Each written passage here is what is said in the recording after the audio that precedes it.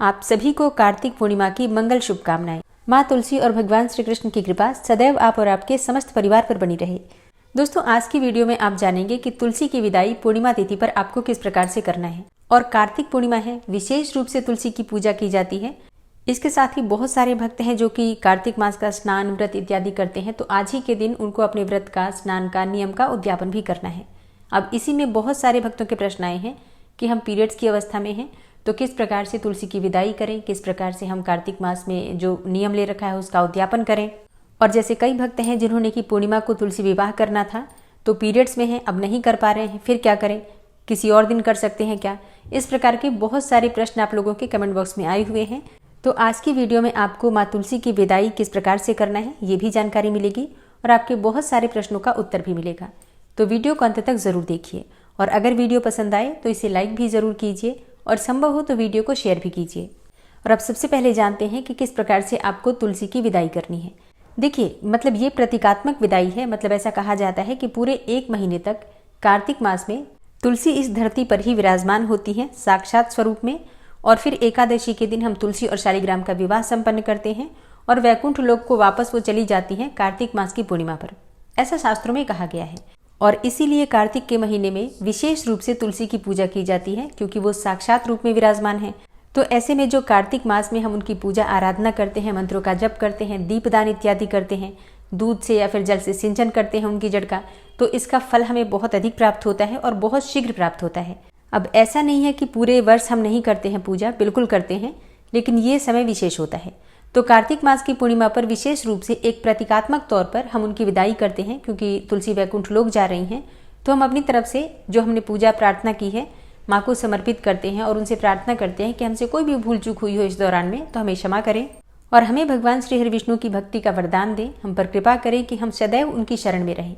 इस प्रकार से प्रार्थना करके और हम उस दिन प्रतीकात्मक तौर पर विदाई करते हैं। तो इसके लिए हम पूर्णिमा तिथि पर प्रातःकाल जल्दी उठकर जिस प्रकार से भी हम पूजा कर रहे हैं पूरे महीने में उसी प्रकार से पूजा करते हैं। और ये विदाई की जाती है मतलब दोपहर के बाद, संध्या से पहले, मतलब सूर्यास्त होने से पहले तुलसी की विदाई हम कर देते हैं और दोपहर 1 बजे के बाद ही विदाई का कार्यक्रम प्रारंभ होता है। तो ये समझ लीजिए कि शाम को 4 बजे के आसपास आप लोग पूजा आराधना करके विदाई इत्यादि कर लीजिएगा, ठीक है। मतलब 5 बजे से पहले हो जाए, इस बात का आपको ध्यान रखना है। तो तुलसी की विदाई है, कुछ भोग बना लीजिए, जैसे कि पूड़ियाँ बना लीजिए, हलवा बना लीजिए, खीर बना सकते हैं। और जैसे कि अगर आप मीठा कुछ नहीं भी बना पाते हैं, वैसे तो बनाना ही चाहिए, आज पूर्णिमा है तो खीर तो अवश्य ही बनती है। इसके अलावा भगवान सत्यनारायण की कथा भी हम करते हैं तो आटे का चूरमा बनता है, आप उसी से हलवा भी बना सकते हैं थोड़ा सा और माता रानी को भोग लगा सकते हैं, ठीक है। तो मीठा घर में ज़रूर बना लीजिए। इसके अलावा भी आप चाहें तो कुछ मिठाई बाजार से जैसे कि दुकान से भी मंगवा सकते हैं, बताशा रख सकते हैं, लड्डू या फिर सफ़ेद मिठाई का भोग लगा सकते हैं, जैसी भी उपलब्धता आपके पास हो। देखिए, जो भी आपकी सामर्थ्य हो, जितनी भी आपकी सामर्थ्य हो उसके अनुसार आप भव्य तरीके से या फिर छोटे रूप में भी तुलसी की विदाई कर सकते हैं। आप सिर्फ बतासे से और खील से, जो खील बतासा हम दीपावली पर चढ़ाते हैं, उससे भी विदाई कर सकते हैं। अगर आपके पास समय ना हो या आप नहीं बना पा रहे हैं किसी भी कारणवश तो ऐसे भी कर सकते हैं। और चाहे तो अच्छे से खीर, पूड़ी, हलवा इत्यादि बनाकर, मिठाइयाँ मंगवाकर, फल इत्यादि मंगवाकर भी विधि विधान से कर सकते हैं। ये पूरी तरह से भक्तों की अपनी क्षमता पर, अपनी इच्छा शक्ति पर निर्भर करता है। तो बात करें विदाई के समय आपको किस प्रकार से करना है। सबसे पहले थोड़ा जल अर्पित कीजिए तुलसी में। इसके बाद से धूप दीप जलाकर पूजा कर लीजिए। जो आपने भोग मंगाया है या फिर बनाया है वो माँ को भोग अर्पित कर दीजिए। अब माता की विदाई है, आपने विवाह भी किया है तो तुलसी को चुन्नी अवश्य अर्पित कीजिए, लाल चुन्नी। अब जैसे कई भक्तों के प्रश्न आते हैं कि एकादशी के दिन हमने माता को चुन्नी अर्पित की है तो क्या आज भी जरूरी है करना। देखिए, करते हैं तो बड़ी अच्छी बात है, नहीं कर पाते हैं तो भी कोई बात नहीं। आपने चुन्नी जो ओढ़ा रखी है उसे माता के ऊपर ही ओढ़ा कर ही रखिए, ठीक है। मतलब माता के ऊपर चुन्नी रहनी चाहिए, इस बात का आपको ध्यान रखना है। अच्छा हाँ, कई सारी तुलसी अगर आपके पास है और अगर आपने एकादशी के दिन उनको चुन्नी नहीं चढ़ाई है या फिर तुलसी में धागा नहीं बांधा है तो आज पूर्णिमा है, तुलसी में धागा बांध दीजिए। कलावे का धागा बांध सकते हैं, चाहे तो चुन्नियाँ चढ़ा सकते हैं, ठीक है। मतलब सभी तुलसी में आपको वस्त्र अवश्य अर्पित करना है, ठीक है। विदाई आप एक ही करेंगे जिनका आपने विवाह किया है, लेकिन आपको चुन्नी सबको अर्पित करना है, धूप दीप सबको अर्पित करना है, इस बात का आपको ध्यान रखना है। हाँ, भोग एक ही जगह तुलसी को आप लगा सकते हैं, मन में मानसिक रूप से कल्पना करके कि सभी तुलसी को आपने भोग लगा दिया एक ही जगह, जिनका आपने विवाह किया है उनकी विशेष पूजा होगी और उन्हीं के पास आपको भोग इत्यादि सभी चीज़ें रखनी है, ठीक है। तो धूप दीप अर्पित कर दीजिए, भोग लगा दीजिए। अब आपको थोड़ा सा उनके आंचल में कुछ डालना होता है जिसे कि खोइछा कहा जाता है। ठीक है, जैसे कि आंचल भरा जाता है ना, ये कार्य सबको करना है। तो माता की चुन्नी में आपको कुछ चीज़ें, मतलब एक लाल रंग की चुन्नी में आपको कुछ चीज़ें बांधनी होती हैं। तो इसके लिए थोड़े से अखंडित चावल ले लीजिए, उसमें आपको थोड़ी सी हल्दी का पाउडर मिलाकर पीला चावल कर लेना है। और इस चावल में आपको रखना है दूर्वा, जो कि हरी घास होती है जो गणेश जी पर चढ़ती है, वही वाली दूर्वा ज़रूर होनी चाहिए।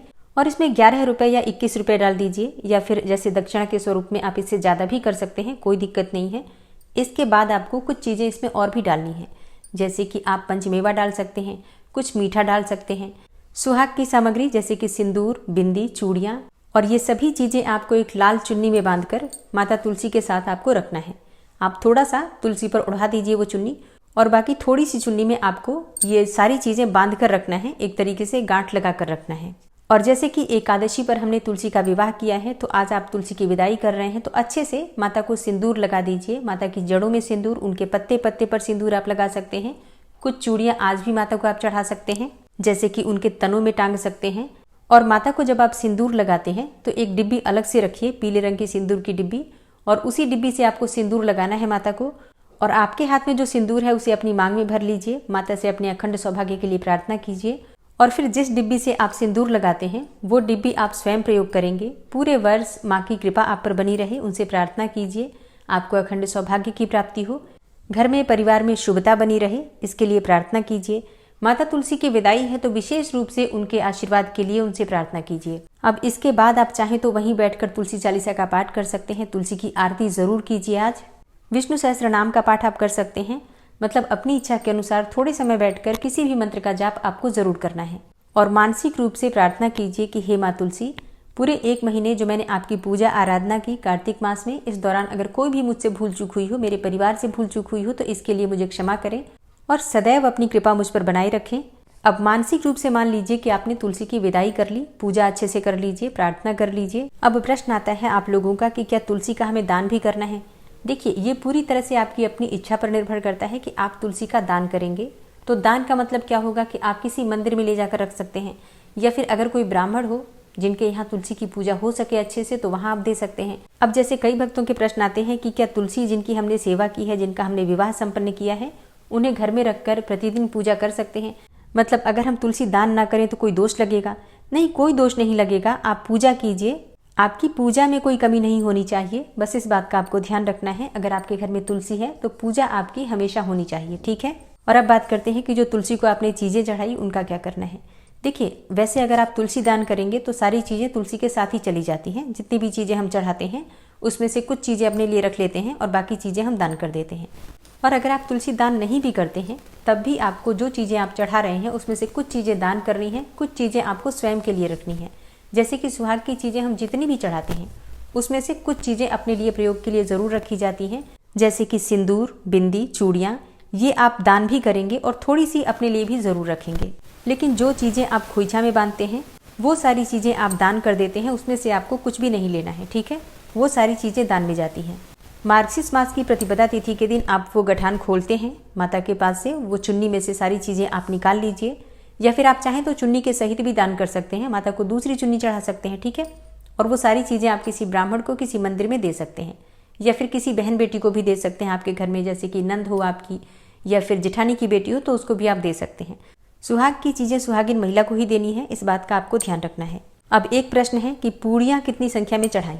देखिए, विषम संख्या में पूरियाँ चढ़ाई जाती हैं, जैसे कि 2-2 का जोड़ा हम रखते हैं, 2 पूरी एक जगह, और फिर ये जोड़ा 5 जोड़ा या फिर 11 जोड़ा आप कर सकते हैं। और फिर इसके साथ ही हलवा या खीर आप रख सकते हैं, या फिर लड्डू बताशा इत्यादि जो भी आपके पास हो। पूरियों के साथ हमेशा कुछ मीठा अवश्य रखना है। पान का पत्ता, उसके ऊपर सुपारी, लौंग, इलायची, ये रखकर आपको जरूर तुलसी के पास समर्पित करना है। और हाँ, यहीं पर आपको एक उपाय भी करना है, जैसे कि अगर आप किसी भी परेशानी में हैं, कोई भी आपकी कामना हो और आप चाहते हैं कि आपकी कामना जल्दी पूरी हो जाए, तो आपको तुलसी में, मतलब तुलसी के गमले में एक सिक्का और एक साबुत हल्दी, मतलब 2 रुपये का, 5 रुपये का, 1 रुपये का, कोई भी सिक्का हो, एक सिक्का ले लीजिए और एक हल्दी ले लीजिए, अपने हाथ में रखिए और प्रार्थना कीजिए तुलसी से, अपनी कामना कहिए माँ तुलसी से, और ये जो हल्दी और सिक्का है ये तुलसी की जड़ में दबा दीजिए। आज पूर्णिमा पर आप ये उपाय कर लीजिए और माता से प्रार्थना कीजिए कि जल्दी ही आपकी कामना पूरी हो। अब ये हल्दी और सिक्का आपको हटाना नहीं है, कब तक जब तक कि आपकी कामना पूरी न हो जाए। जब आपकी कामना पूरी हो जाएगी तब आप ये हल्दी और सिक्का हटाते हैं और माता को प्रसाद इत्यादि भोग वगैरह चढ़ाकर उनसे प्रार्थना करके उनको धन्यवाद करते हैं, ठीक है। और ये इतना अचूक उपाय है कि बहुत जल्दी काम करता है और काम करता ही है, इसमें कोई संशय नहीं है।